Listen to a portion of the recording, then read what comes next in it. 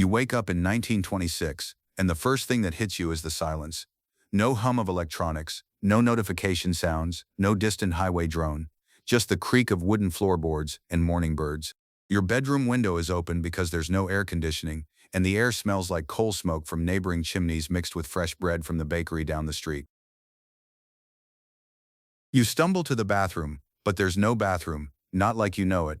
You're using an outhouse if you're unlucky, or a single shared toilet if you're middle class. The toilet paper is rough newsprint. You wash your face with cold water from a pitcher, because only the wealthy have hot running water on demand. Now jump to 2026. You wake to your phone alarm, and within seconds you're scrolling through messages from 3 continents. Your smart home has already adjusted the temperature to exactly 68 degrees. You shower in endless hot water, dry off with soft towels, and the bathroom mirror is fog-free and backlit. But you've already checked your phone 4 times, and you've been awake for 6 minutes.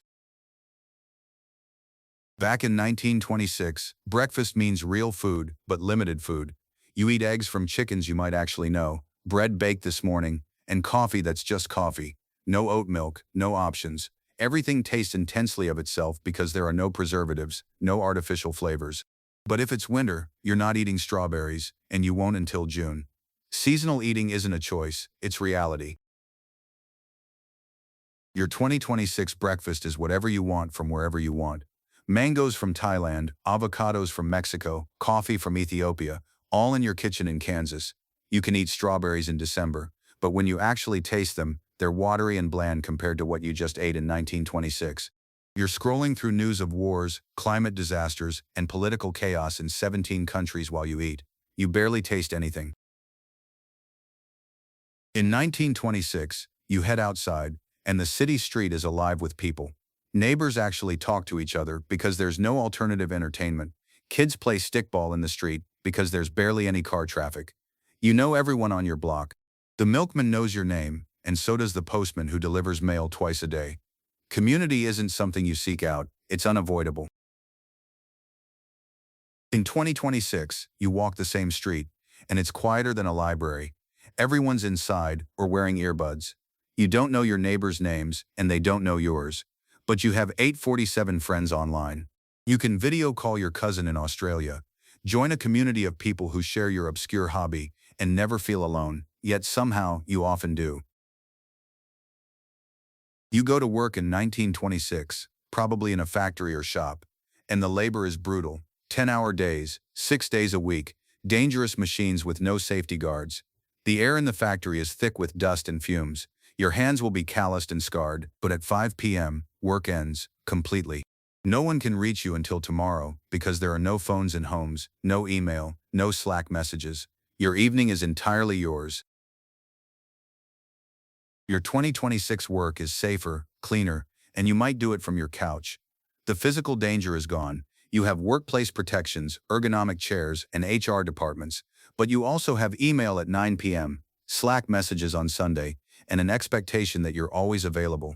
Your boss can reach you on vacation. Work doesn't end anymore, it just pauses. The invisible leash is always there. Healthcare in 1926 is terrifying.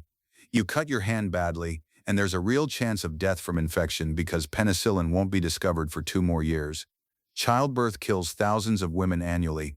Polio cripples children every summer. A simple appendicitis can be a death sentence.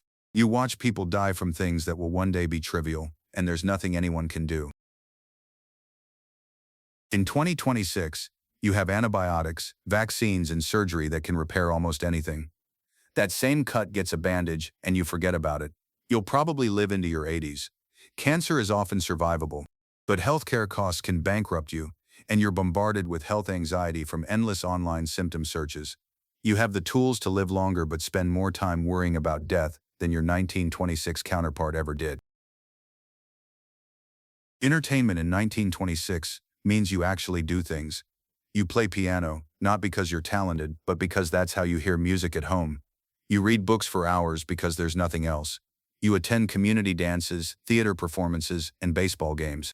Entertainment is active and social, but your options are limited to whatever exists within walking distance or a short trolley ride. Your 2026 entertainment is infinite, Every movie ever made, every song ever recorded, every book ever written, all in your pocket. You can watch a Korean drama, listen to a podcast about medieval history, and play a video game with someone in Brazil, all before lunch. But you spend 40 minutes scrolling through options, unable to choose, then watch something you barely pay attention to while checking your phone. Infinite choice has made you incapable of choosing. The environment in 1926 is both better and worse. Yes, the air in cities reeks of coal and horse manure. Rivers catch fire from industrial waste. But the world itself is less damaged. More forests, more wildlife, more fish in the oceans, and climate is still stable. The planet can still heal from what's been done to it, because the scale of damage is smaller. By 2026, your city air is actually cleaner than it was in 1926. No more coal smoke. Rivers no longer catch fire. You recycle and use renewable energy. But the planet is hotter. Species are vanishing at catastrophic rates, and oceans are filling with plastic. You know exactly how bad it is because you can read about it every day, but you feel powerless to stop it. Knowledge without power is its own kind of torture. Here's what's truly different. In 1926, your life is harder, shorter, and more dangerous, but it's simpler. You have fewer choices, which means fewer regrets. You're connected to your immediate world and disconnected from everything else. In 2026, you have power and options your 1926 self couldn't imagine, but you're overwhelmed, anxious, and paradoxically more isolated despite being constantly connected. Progress isn't a straight line, it's a trade. So which year is better? That's the wrong question. The real question is, what did we gain, and what did we lose?